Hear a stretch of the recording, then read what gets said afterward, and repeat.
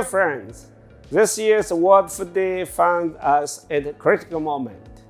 The COVID-19 pandemic remains a global challenge, causing untold losses and hardship. The impacts of the climate crisis are all around us. Crops have gone up in flames. Homes have been washed away. Countless lives have been thrown into turmoil. Our thoughts are with the people in Afghanistan, Haiti, and many other humanitarian emergencies. Global food security challenges have not been this severe for years. Yet, in the past year, we have also witnessed the resilience and power within all of us. And we owe our gratitude to all our food heroes who have kept production up and market shelf stocking. We at FAO have also prepared and positioned ourselves to better support the members in dealing with shocks and challenges. Our new strategic framework 2022 to 2031, endorsed by FAO 194 members, supports the 2030 agenda through transformation to more efficient, inclusive, resilient, and sustainable agri-food systems. For better production, better nutrition, a better environment, and a better life leaving no one behind. The UN Food Systems Summit last month saw the world coming together, committed to transforming our global agri-food systems together.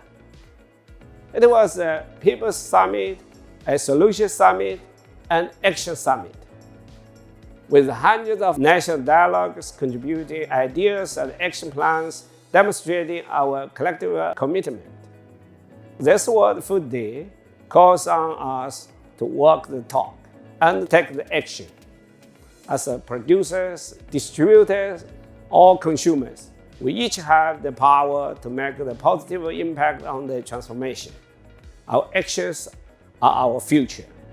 Let this World Food Day be day one of the future without hunger. Thank you.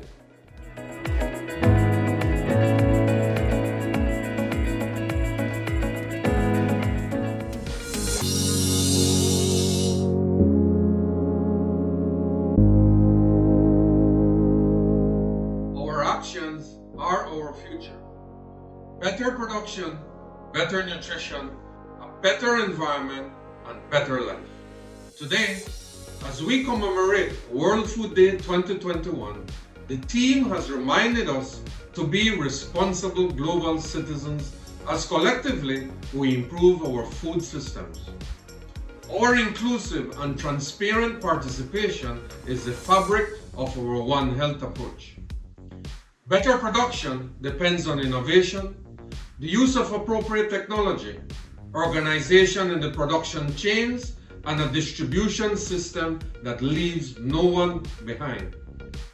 Better nutrition is a must for our daily functions. We demand only the best in compliance with international standards. We all deserve affordable, nutritious, and safe food. Improved environmental practices ensure sustainability of our actions.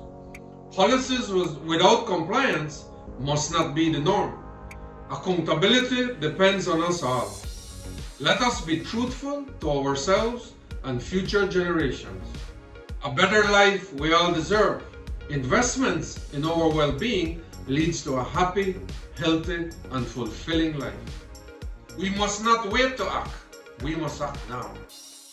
At ICA, we are committed to work with Guyana and all our partners as we continue to modernize the agricultural sector.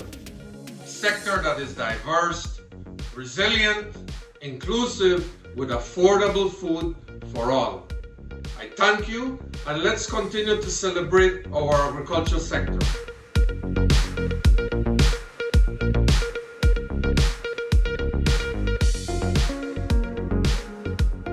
CARDI is pleased to join with the Government of Guyana and our other partners in bringing to you greetings on World Food Day 2021.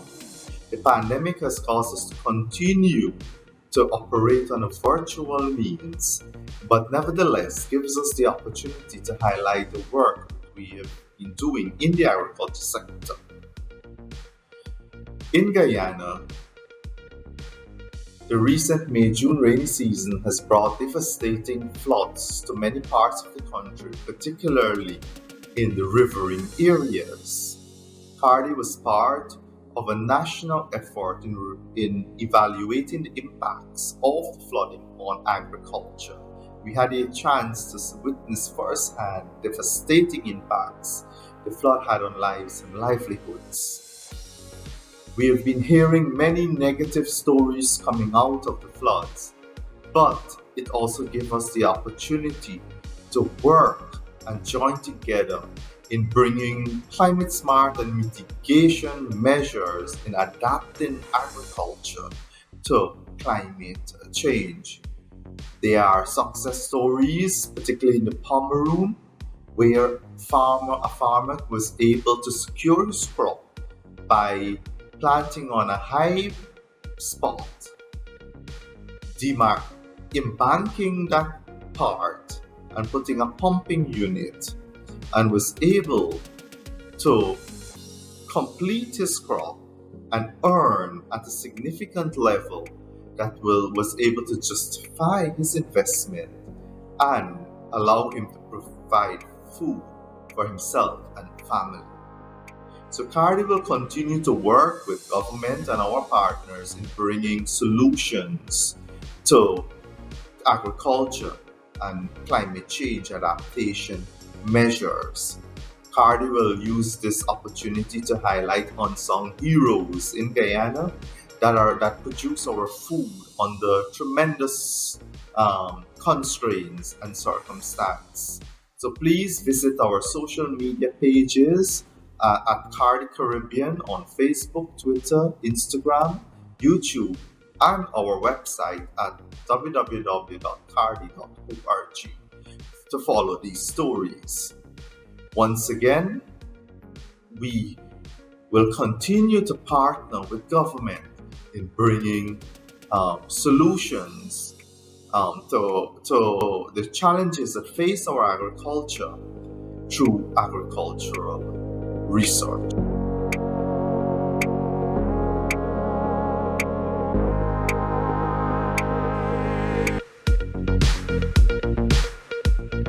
Every year, we celebrate World Food Day on October the 16th to appreciate the amazing food we eat, but also to tackle world hunger. This year, we commemorate World Food Day 2021 under the theme, Our Actions Are Our Future.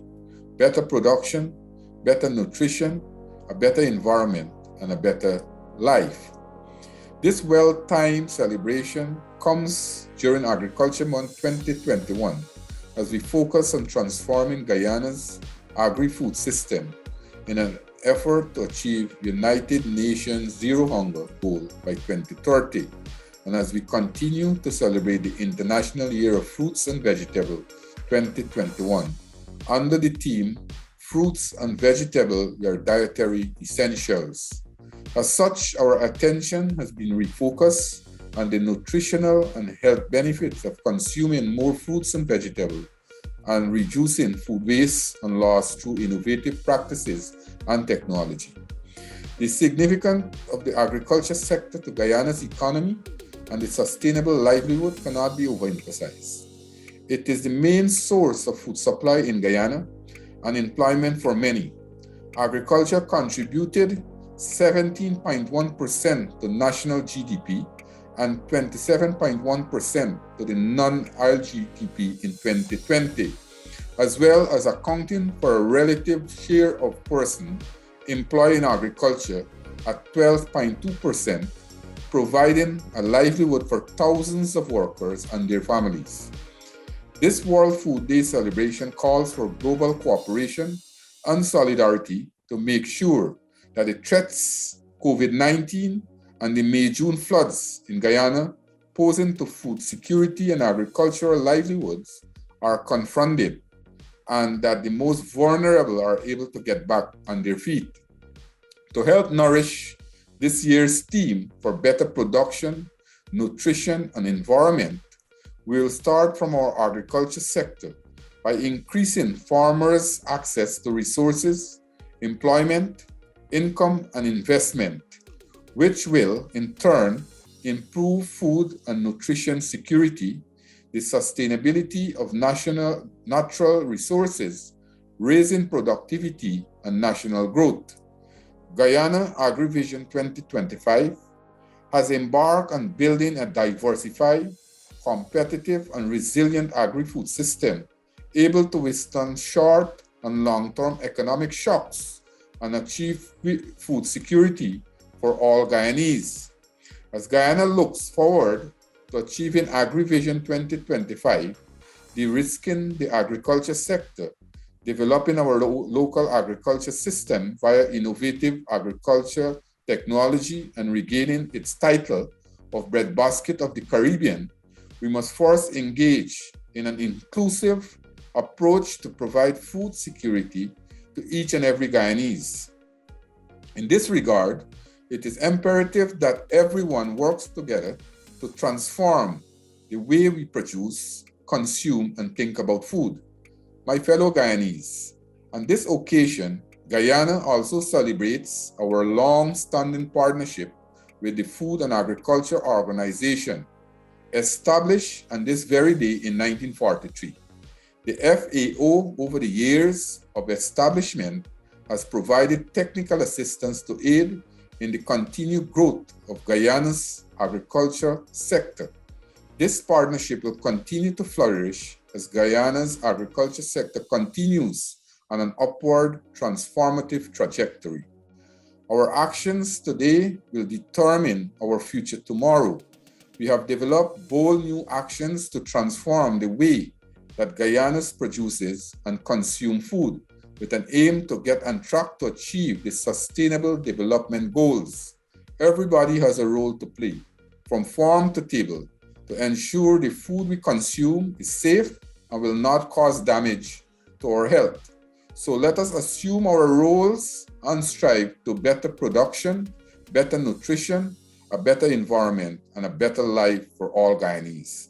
The government of Guyana remains committed to the citizens of this magnificent country and achieving long-term food security for all Guyanese. I thank you for your attention.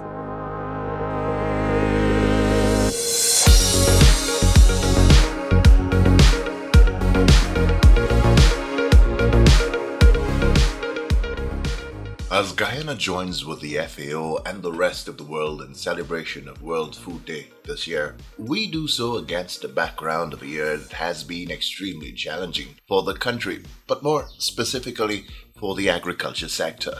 2021 marks the second year of our existence under the COVID-19 global pandemic, with all of its restrictions and protocols that have changed the way we socialize and how we do business.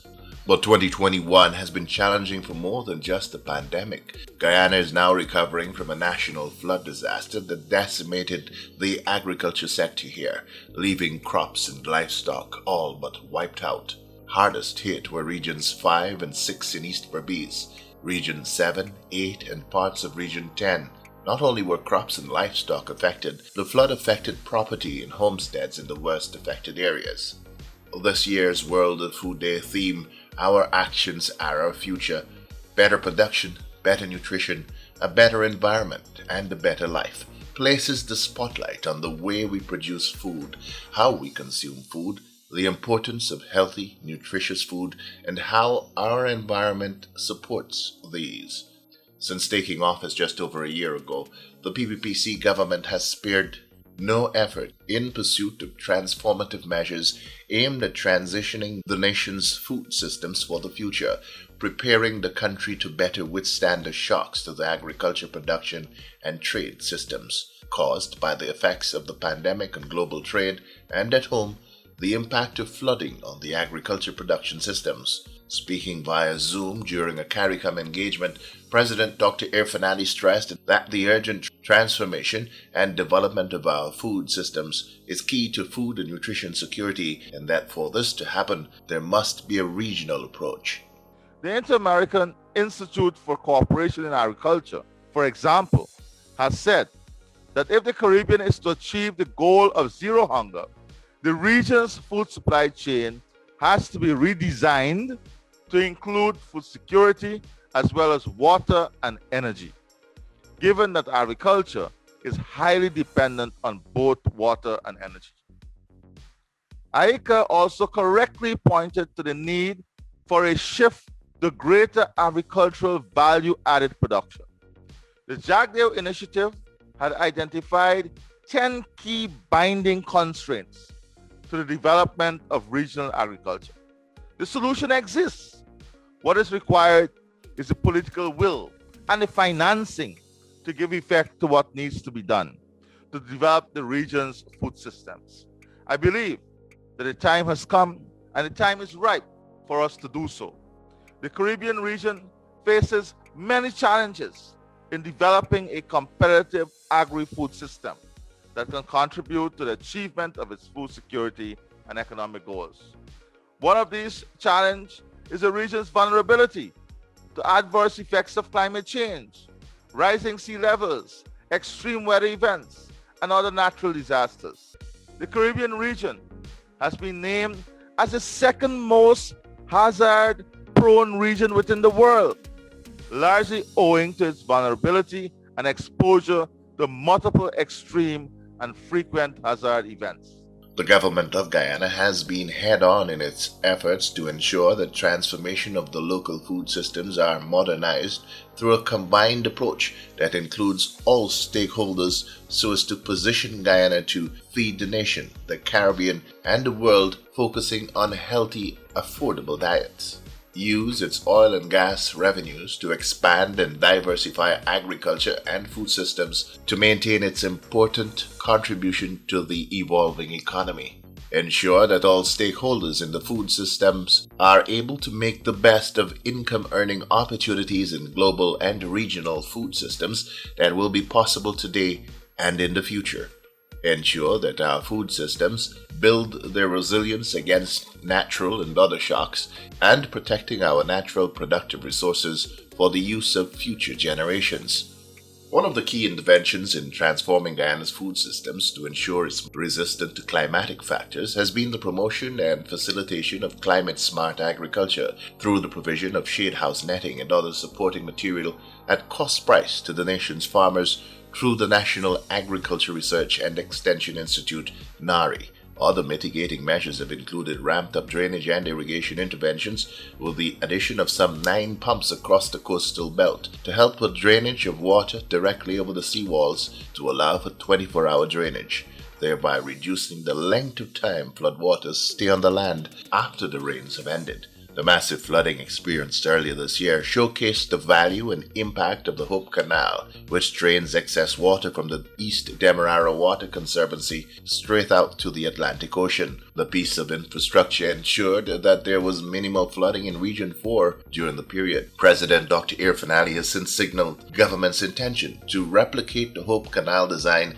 in Regions 3, 5, and 6 to further mitigate against the extent of flooding and resultant losses of livelihoods by the nation's farmers. While the national flood disaster took away the livelihoods of some 50,000 farmers across the country, it also showcased the extent to which government was willing to go in helping farmers get back on their feet. Soon after the declaration of a national flood disaster by President Ali, it was announced that government would be providing some $8.7 billion in flood relief. This was preceded by a national verification exercise that sought to identify the affected farmers and ascertain the extent of their losses. The government's flood relief program is currently being rolled out in the various affected regions of the country. Farmers too have been showing a significant degree of resilience in the face of the losses they suffered, with many replanting as soon as the waters receded. This is a rice field in the MMA scheme in West Berbice. This farmer will harvest in a few weeks, but this is what his field looked like just a few months ago. He had sown and lost the crop twice, but he persevered and will soon reap the rewards of his determination in the face of overwhelming challenges. In the Abari Creek, floodwaters had inundated lands on the west bank. This was the situation in early August. Both cash and livestock farmers were wiped out. Among them were Mr. and Mrs. Arjun. Media reports had shown the couple and their flooded farm counting their losses from a crop that was just about to be harvested. Tomatoes, eggplants, and okras were among the crops wiped out. But in just a matter of months, the couple have rebounded and are now in various stages of the replanting exercise. As you can see, this farm is covered in water. Lot of water. No wind left like high. So the water go down now about 2 months now. And we start back from our farm. Now the farm that we start back to put down young tomato, belange, sweet pepper, and things that we normal plant. The young farmer described her experience during the flood as scary, as the water had come up so high they could not leave their home for more than a week. According to Ms. Arjun, while flooding is a regular occurrence in the creek, this last flood brought her family to their knees. Honestly, every time the flood come, it take everything that we get, all the money to come back on this farm. But this trip, worse. This flood like cripple. Everything, money gone. The flood takes so long that all the money done. Now, the plant that we put in, the boys that sell the plant give us the giving me a hole over for the plants. And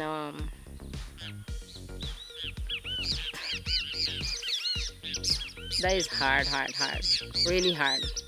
The Arjuns have taken more than $500,000 on holdover basis for seedlings and other inputs that have allowed them to replant almost all 7 acres of their farm.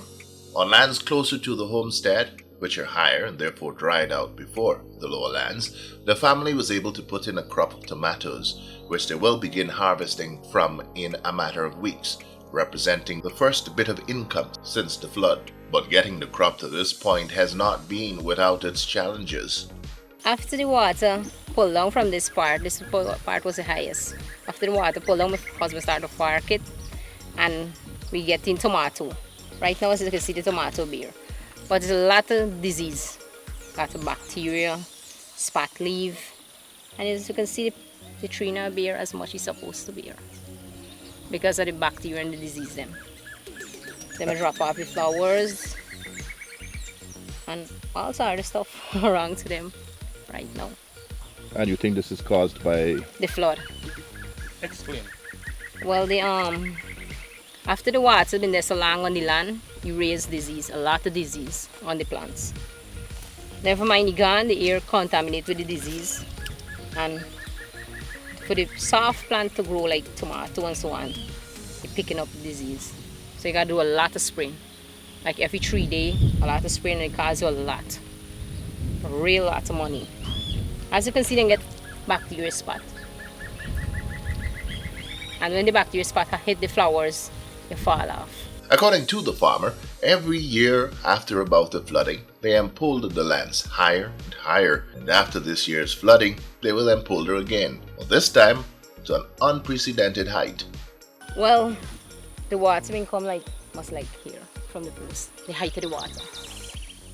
So, if me do them this way and another flood come again, me gonna last everything again that me spend. And this is the thing all the time. You in pole, higher one than when the water come, and the water come a bit more bigger. So me think what I suppose height could do. Because if me continue last like this, me gonna never do no win life. Never do no win life. Me always the one position in life. Agriculture Minister Zulfikar Mustafa, who has been on the ground from the beginning of the rains in March this year, has worked tirelessly through the various agencies of his ministry and at the level of central government to bring relief to the flood-stricken communities, was out front in the flood relief distribution exercises. He has lauded the commitment and resilience of Guyana's farmers who continue to toil despite what the weather and other factors throw at them.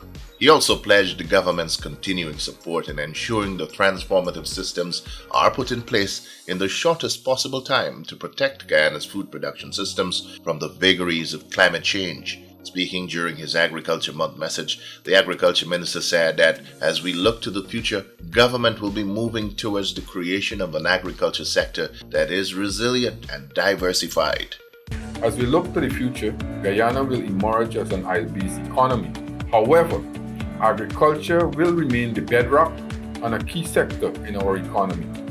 Our vision for the agriculture sector is to have a competitive, dynamic, and diversified, environmentally sustainable agri-food system by 2025. To achieve this vision, the agriculture and food system sector in Guyana must be repositioned and transformed to build a diversified and competitive agriculture sector with increase in production and exports and reduction in food inputs. To address the impacts of climate change with resilience infrastructure by improvements in drainage system, farm-level risk management system for rice, livestock and cash crop farmers, and implementation of National Mangrove Management Action Plan.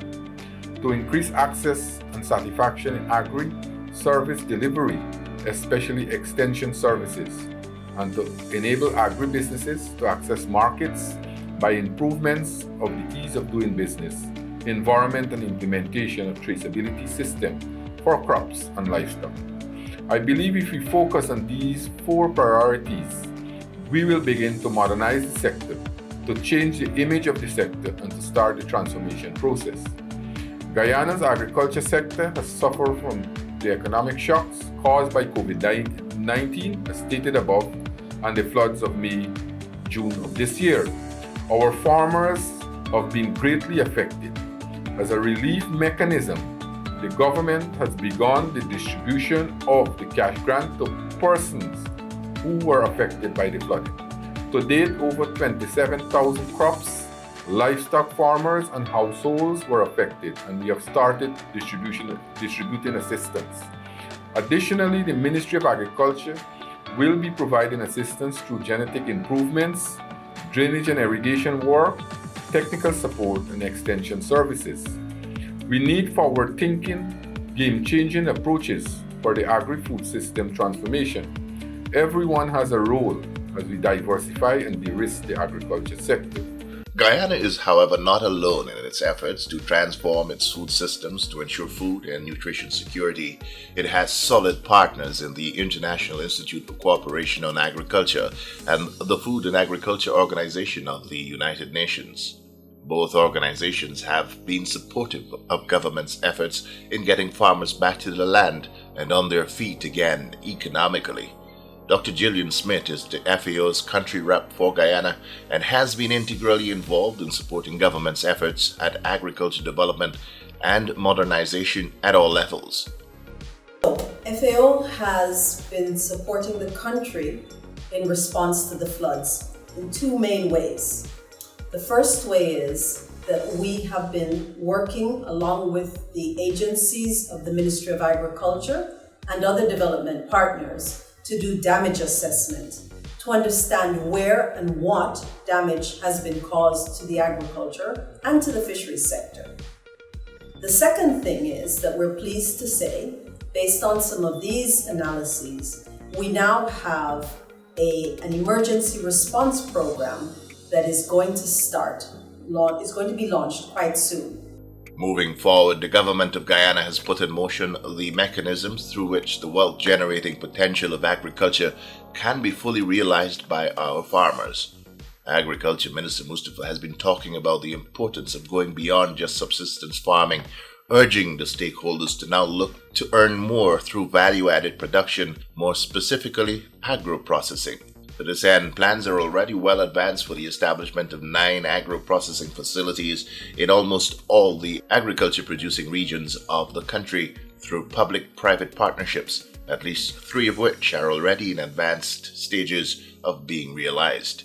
Agriculture diversification through the cultivation of high-value crops such as broccoli and cauliflower, ginger and black pepper, introduction of crops such as corn and soy, so as to bring down the import bill for these products used in the feed formulations for the livestock sector, and the expansion of the fisheries sector, with particular emphasis on the development of aquaculture, are all on the cards.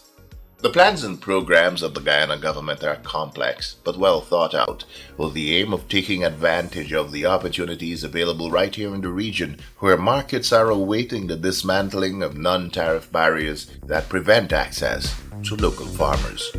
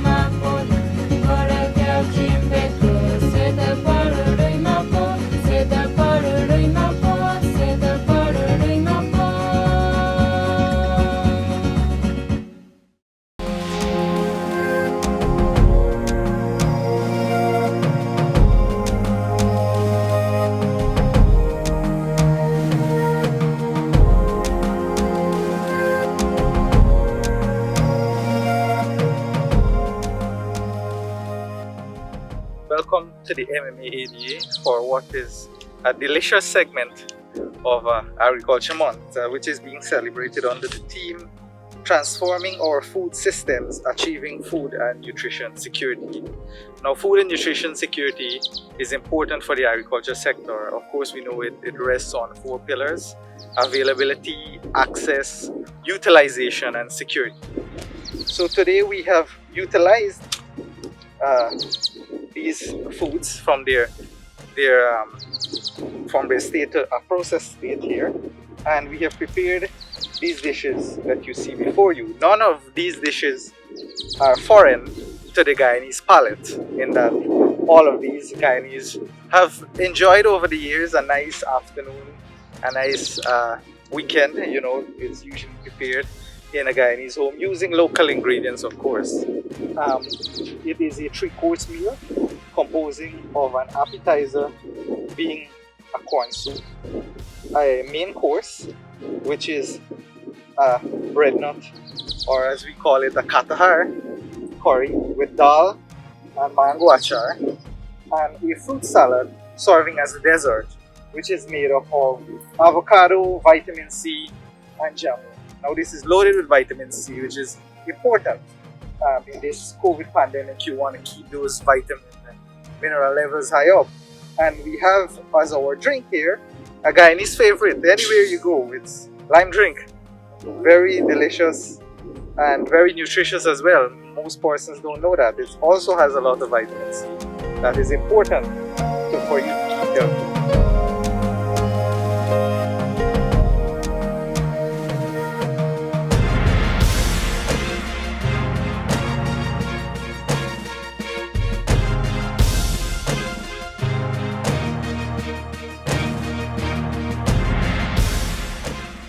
So in closing, we at the MMA ADA would like to wish everyone across the agriculture sector, across the country, and even further afield, a happy Agriculture Month 2021. Have a safe and productive one. Thank you.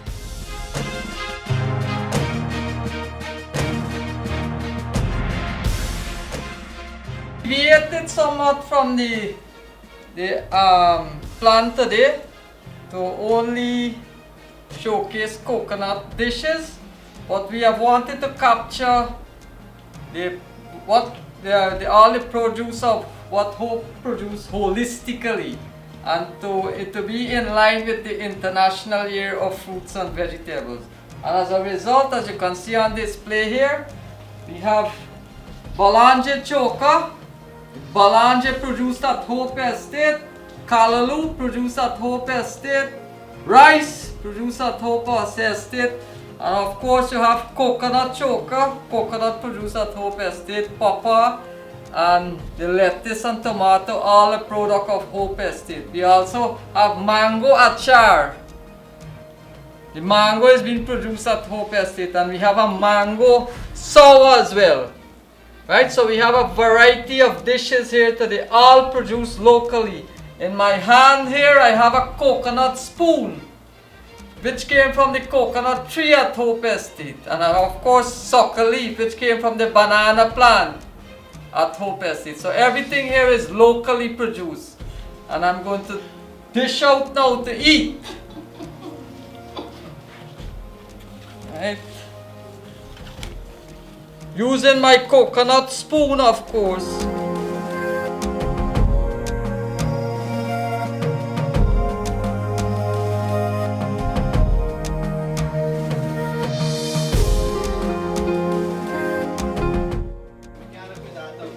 Scrumptious, delicious.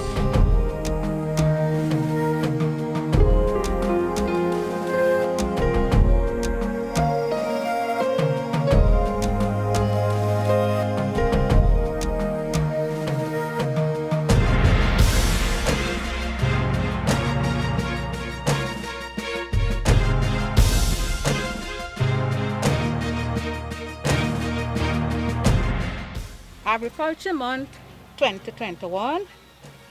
Our theme is transforming our food system, achieving food and nutrition security. Here on the table we have fruits and vegetables that can be used in the agriculture sector, and it's being grown naturally. We're advocating coconut. Most of the preparation here is from the coconut fruit. We have here the main course, cocoa price, appetizer, we have coconut soup. We also have coconut salad. It's being made with coconut water and fruit. We have vegetables, the broccoli, cabbage, etc. For the main course, we're using fish and chicken. Also, we have coconut chutney, and we have a dessert coconut cake. Again, we're talking about coconut. We have here coconut water. So, at NARI, we use coconut exclusively. We really use it in everything. Besides food, we can use it also in mulching. We can use it also in preparing a special NARI potting mix. So coconut is very versatile and can be used exclusively in the agriculture sector to create food and other commodities. But as you can see here, while she's saying coconut can be used for many other things, it's also used for decoration. Because they're saying we get 2 new staff at NARI who's well decorated with coconut head. It's a little exercise, I guess, is trying to be creative in the use of the coconut, but we know of some of these dishes and so on that we would have common Guyana dishes that we have. Coconut being now they're saying the 3rd largest economic agricultural activity. I guess that's why we are trying to showcase it and ensure, at least the world to see what we are doing with coconut here in Guyana. And NARI, we will continue our program in supporting the coconut industry, continue to support the pest disease management, which is very, very critical now, and also continue to try to improve the varieties that we have so that we can have a better, say, for water, you get a better water variety. For kernel, you get one that is having much more thicker kernels and produce more copper than anything else. So basically that's what we are here a little bit this afternoon, and the girls were very creative in cooking something. And I hope that we can have at least something to eat when they finish here.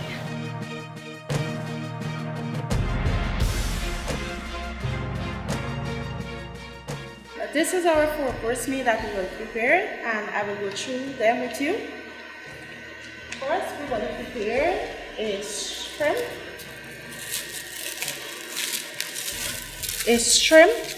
kalaloo soup. It was made with ed leaf kalaloo and bhaji, with some corn, sweet peppers, and topped with shrimp. Our appetizer is a kalaloo chicken patty. The normal process where you would make the pastry dough, you just incorporate the kalaloo and the chicken, your corns, your carrots, and so forth, and we bake. And here is our kalaloo chicken patty. For our main, we would have made a oven fried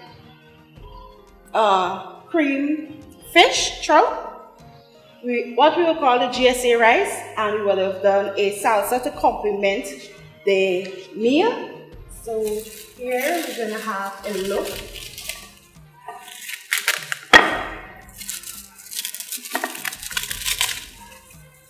At our oven fried cream kalaloo trout. Now we will have mixed some cream cheese and some other cheese with kalaloo and stuffed the fish, the trout that is, and added some breadcrumbs and baked. This is what the complete meal would look like. We have our protein, we have our mango, in other words we would say a salad, and we also have our rice to go around, we say carbohydrates to go with it. In closing, we have a mango swirl cheesecake. It's a classic cheesecake incorporated with mango puree, topped with a caramelized mango topping. Also, we have a mango and callaloo drink with a touch of ginger to complement our meal. Thank you.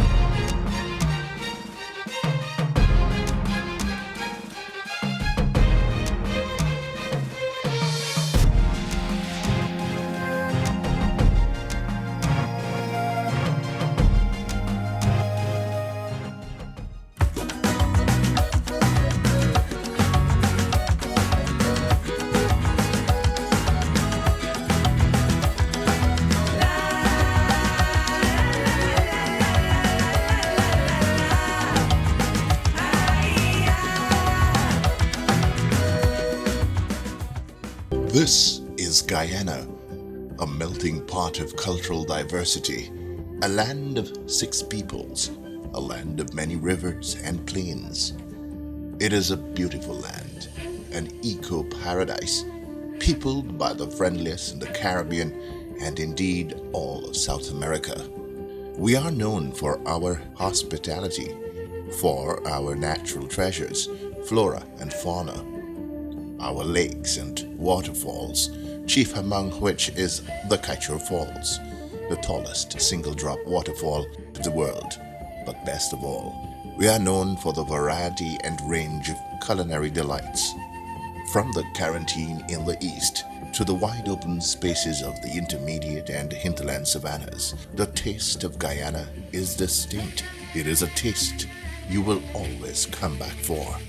This is Guyana, home of the Tuma pot, a traditional Amerindian dish made through the use of the juice squeezed from the cassava, a nutty-flavored, starchy root vegetable tubelet, a major source of carbs and calories for the indigenous people of Guyana, but a staple in the homes of all Guyanese. Through the efforts of Anne and Andrew, the Tuma pot delights are now available to a growing clientele in the city of Georgetown, located on the Georgetown seawall. The couple serve up their fresh tambaki tuma to a growing number of delighted customers of all ages, regardless of race or culture. While the tuma pot also features wild meats, the tambaki tuma pot is a favorite. The young couple, assisted by family members, serve up this culinary experience from their newly expanded facility on the sea walls between Camp Street and Vlissingen Road. It is known as the Tukuma Indigenous Touch. So how is this popular Amerindian Guyanese dish prepared? The lovely Anne walks us through the process. I chose the best tambaki for my tuma. The tambaki must be shiny, the eyes must be bright, fresh, odorless, and plump. Once the tambaki has been selected, Andrew does the cleaning and preparation. The tambaki has to be cleaned and washed. After cleaning and washing the fish, I put it in the refrigerator while I process my other ingredients. Once the ingredients are ready, the cut-up fish is then properly seasoned and is now ready for the pot. So tuma is an indigenous dish that is enjoyed by all Guyanese and indulged by foreigners too. People can make tuma with laba, wild cow, bush cow, or any other wild meat or fish. I choose the fresh water fish, which is tambaki, to make my tuma because it makes a succulent pot. So the main ingredient for tuma is the cassava juice or the cassava water. Some people or the Arawaks call it kadakura. The Akawayos call it kada, and it can go on and on with different tribes. That is the main ingredient for the tuma. We put a little bit of salt and pepper. That is the way we make it in the outlying regions. Here we try to add a little flavor by putting a little bit of ingredients, probably thyme, and that's what makes the pot. But first, the most important ingredients are added to the pot. So this is the cassava water I add to the pot.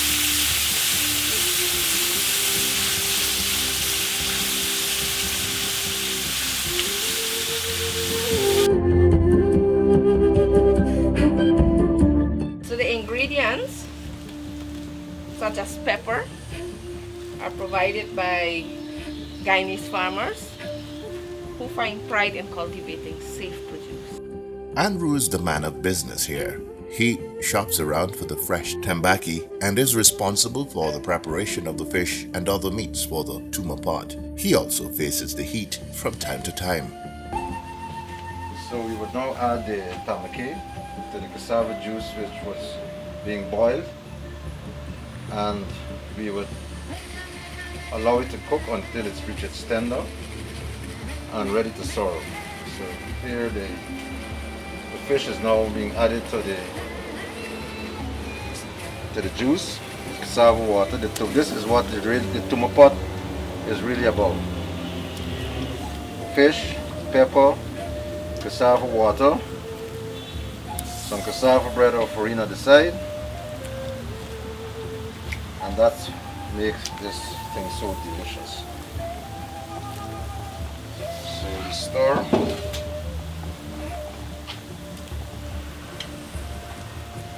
To make certain that it is boiled properly.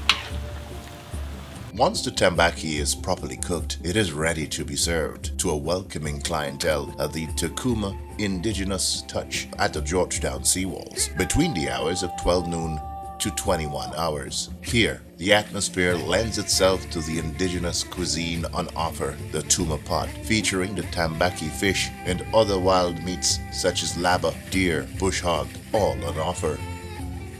This establishment also offers pepper pot with a variety of fish, wild meats and chicken. The Amerindian beverages, paiwari and fly are all favorites here. Here the diners are always treated like family, served up with a taste of the Amazon. Miss Anne's spicy tuma pot is my favorite. I could eat it every day. Succulent tambaki tuma never fails to put smile on people's face. The tambaki tuma is served with a portion of cassava bread, which is then dipped in the tuma sauce and eaten with the fish. And when it's all gone, some fly or paiwari to complete your meal of tambaki tuma. This is one of our indigenous beverages. It's called fly. It goes well with tuma. Whenever you are in Georgetown, you must stop by at the Takuma Indigenous Touch on the Georgetown Seawalls between Camp and Blessingen Road. You can't leave GT without tasting the tambaki.